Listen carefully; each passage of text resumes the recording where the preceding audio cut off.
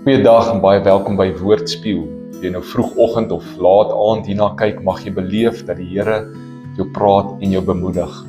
Ons trek vandag by Eksodus hoofstuk 23 en ek lees vir jou vers 20 tot 22. Die tema is luister na hom.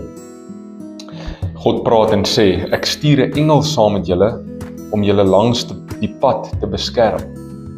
Hy sal vir julle die pad wys na die plek wat ek vir julle uithou. Gee aandag aan hom en luister na wat hy sê. Moenie julle teen hom verset nie. Hy sal dit nie verdra as julle teen hom in opstand kom nie. Hy verteenwoordig my. As julle mooi na hom luister en presies doen wat ek vir julle sê, sal ek self julle vyande se teenstander wees. Ek sal my stel teenoor hulle wat teen julle is. Nou, ons weet dat die Israeliete deur die woestyn vir 40 jaar gelei is deur 'n wolkkolom en 'n vuurkolom in die nag. Op verskeie plekke word dit egter vir ons gesê dat dit 'n engel van die Here is wat die volk lei en beskerm.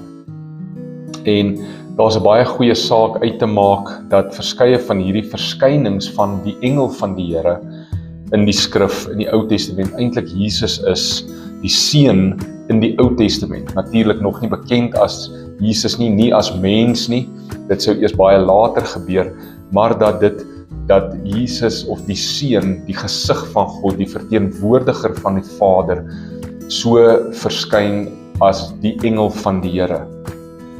As dit so is, dan klink hierdie skrif vir my baie soos 'n skrif wat ons in die Nuwe Testament sal kry, waar God vir ons sou sê, Jesus is saam met julle. Hy lei en hy beskerm julle. Gee aandag aan hom en luister wat hy vir julle sê. Moenie ongehoorsaam wees aan hom nie.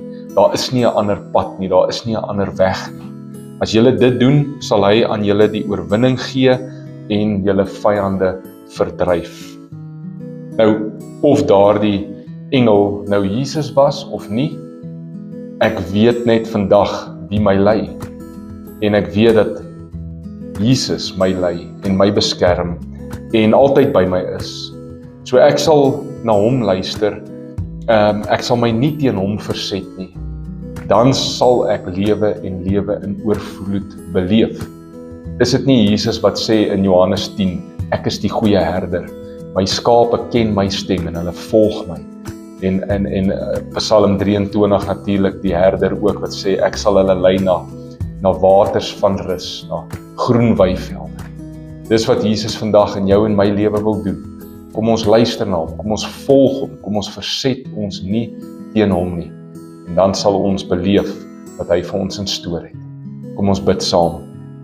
Jesus, dankie dat ek U kan ken. Dankie dat U altyd by my is en my lei en my beskerm. U gee aan my die oorwinning vandag. Ek vertrou op U. Amen. Mag jy 'n geseënde dag hê en subscribe op hierdie YouTube kanaal, stuur dit vir iemand wat nodig het om dit vandag te hoor. Bespreek dit sommer saam met iemand en dan sien ons mekaar weer volgende keer.